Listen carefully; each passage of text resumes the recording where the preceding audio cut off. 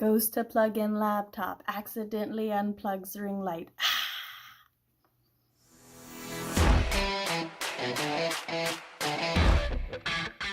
Hey yo, and welcome back to the channel where I talk about writer things, parent things, and writer-parent things.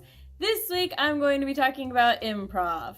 Please keep in mind that if you like my channel, you'll like my videos, you can subscribe and maybe ring-a-ding the bell so that you can stay up to date on all the videos and the live streams that I do, which I do live streams on Mondays at 7 p.m. Central Standard Time.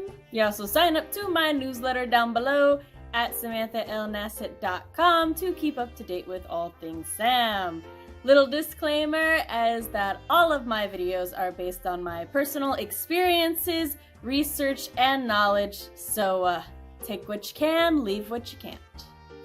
Improvisation acting, or simply known as improv, is a type of live performance where the plot, characters, and all the things are made up on the spot.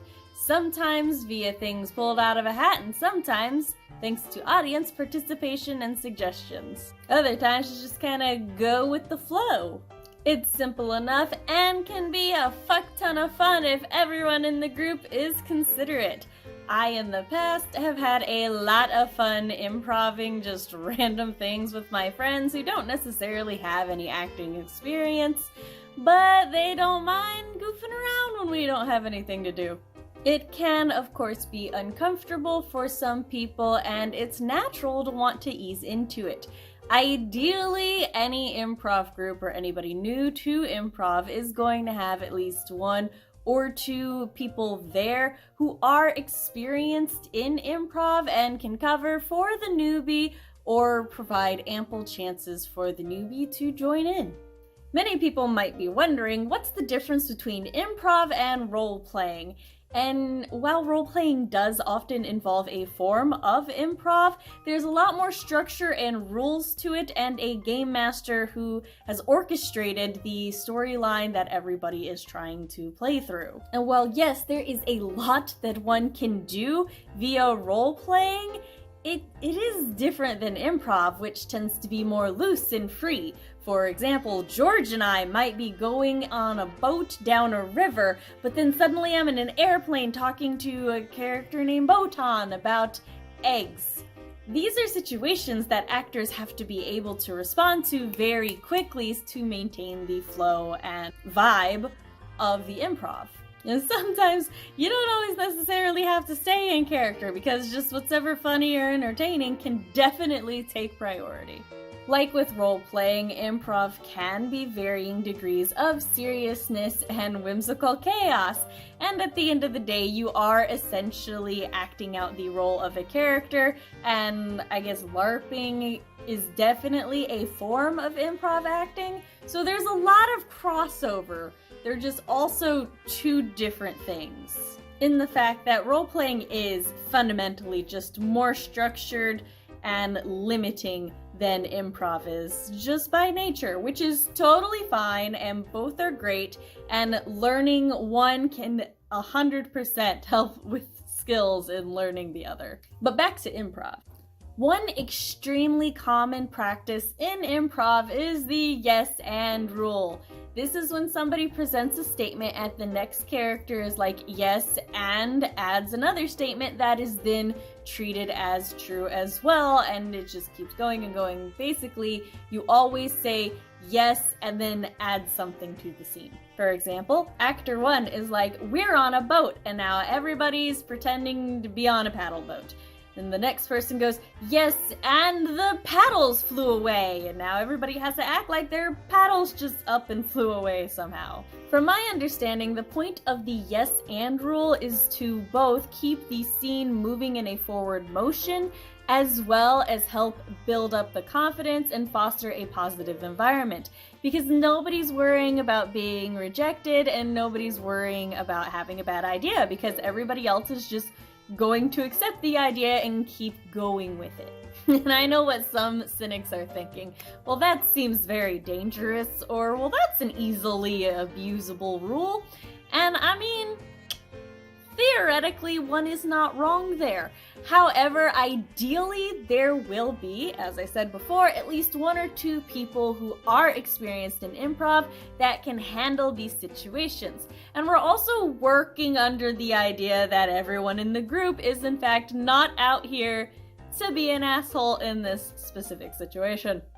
All in all, improv with and without the yes and rule, because no, the yes and rule is not mandatory, it's just very common, can make somebody more comfortable and confident speaking when they don't actually have a lot of time to think about what they want to say.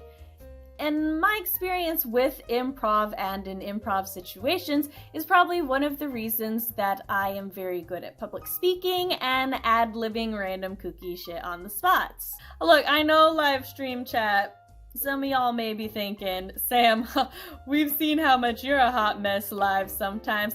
My outros, my intros, and my on-the-spot random promos can be pretty damn smooth. Okay, brain fog does not hold me down all of the time, just some of the time. But anyway, does one need a partner for improv? I mean, I have been known to act things out with myself on occasion, kind of randomly, but that's not really the same as improv because at the end of the day, I am still in full control of everything that's going on, so I don't know that anything could be truly considered a surprise. So yes, at least in my humble opinion, one needs at least one other person in order to improve their improv skills. However, it can still be hugely beneficial and tons of fun to improv with just two people. The important thing is that they're bouncing off of each other and keep going without really breaking the flow. I mean, hell, it was always a fun way to kill time with me and my friends when we had an hour or two before a movie started. I mean, I really don't know what to say. We were totally the nerds that started just acting out improv and stuff in the mall while we waited for our rides, or, you know, later on in life when my friends had time between their college classes and they didn't have anything else to do. Bottom line though, I don't think you need to sign up to a group or a class or anything in order to figure out improv or to improve improv skills. However, I do recommend and encourage it because it can be a lot of fun and can very much help. Plus, most of the skills, if not all of them, that I'm about to talk about are with the idea that one is in a group setting for the improv. Sam, why yes. You talked about improv and even fucking role-playing, but oh ancient immortal, what's this got to do with writing? Oh well, you see, Sam with a lazy hair scrunchie because it's far too early for me to be awake. I wasn't planning on leaving this out, I promise you. For what is improv at the core, if not simply the ability to continue on a story on our feet? To take what others have given us and without hesitation, just keep on keeping the plot rolling. If we improve this skill, then we train our minds to try to think of solutions quickly. Now, I'm not saying the solution to our writing problem is going to be golden or immediate or, you know, the first one.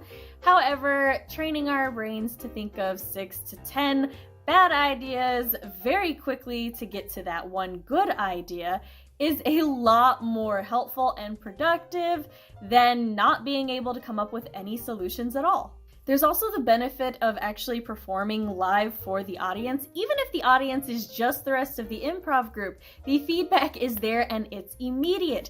It can help hone our instinct for pacing. We can pay attention to the audience's reaction, whether they just appear interested through their posture, their face. Are they leaning in? Are they laughing at the intended funny parts? Are they quiet at the emotional things? This is also a really good way to learn how to work with subversions and twists, because audiences have expectations and we can use those to our advantage to mess with them. Now, as an example, let's say somebody throws out 2 scenarios, and one of these scenarios is going to get some easy laughs, while the other one is going to require some more out-of-the-box thinking to be entertaining. Now, I want to be clear that I think that both of these options would be very valid. I see nothing wrong with picking the one that's easy laughs, because fuck, that can be a confidence booster for somebody new, or can really get someone into improv. Or say that like I'm having a bad day and I just want to make other people laugh and their laughter makes me feel good. Serotonin all around. It's also perfectly fine to pick the more challenging one that's going to require a little more skill and out-of-the-box thinking, because, well, it's challenging and that can help us further grow our skills. Another bonus, because we're working with other people, and so, sometimes we think of a really great line or something, but then someone else talks and things progress, and well, now we've missed our chance to say that one line. Yeah, it gets you real used to having to kill your darlings. After a while of performing with other people and learning to elicit the reactions that we want out of audiences, it can just be a really nice confidence builder for our storytelling abilities, as well as building confidence in public speaking and, just in general. Again, this is just from my experiences and from the experiences of people that I know. As always, take what you can, leave what you can't. Alright everybody, that's all I got for y'all this week. Do you improv? Have you ever improved? What do you think of improving? Got questions about improv? Just let me know in the comments down below. If you like my channel, maybe subscribe, ring-a-ding the bell if you liked this video. Thumbs up never hurts. I host live streams on Mondays at 7 p.m. Central Standard Time.